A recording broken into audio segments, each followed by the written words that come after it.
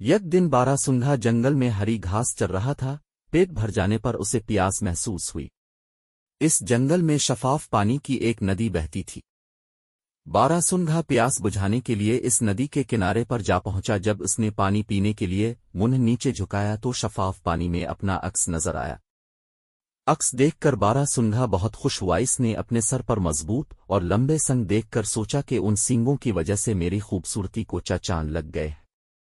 اس کے ذہن میں خیال آیا کہ میں جنگل کا سب سے حسین جانور ہوں اور سر پر سینگوں کا تاج بھی ہے، اس لیے جنگل کا بادشاہ شیرو کو نہیں مجھے ہونا چاہیے۔ باراسنگھا ابھی اپنے سینگوں کو دیکھ کر خوش ہو رہا تھا کہ اس کی نظر اپنی پتلی اور کمزور ٹانگوں پر پڑی۔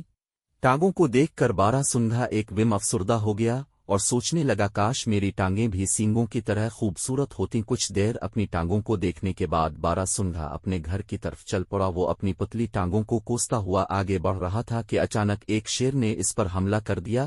شیر کو اپنے تعاقب میں دیکھ کر باراسنگھا جان بچانے کے لیے گھنے جنگل کی طرف بھاگنے لگا۔ باراسنگھا انہیں دہلی ٹانگوں کے ساتھ اتنی تیز رفتاری سے بھاگا کہ شیر بہت پیچھے رہ گیا۔ بھاگتے بھاگتے باراسنگھے نے مڑ کر اپنے تعاقب میں والے شیر کو دیکھنے کی کوشش کی۔ تواسین کے لمبے اور خوبصورت سینگ ایک درخت کے جھکی ہوئی ٹہنیوں میں الجھ گئے۔ اچانک سینگ پھنس جانے پر باراسنگھا بہت پریشان ہو اپنے سینگ چھڑانے کے لیے سرتوڑ کوششیں کرنے لگا، لیکن اس کوشش میں اس کے سینگ ٹہنیوں میں مزید الجھ کر رہ گئے۔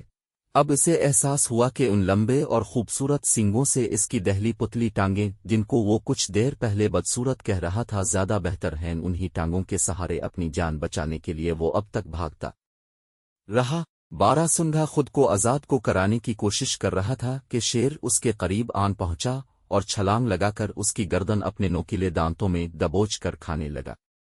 ہمیں ہمیشہ اللہ تعالیٰ کی نعمتوں کا شکر ادا کرنا چاہیے۔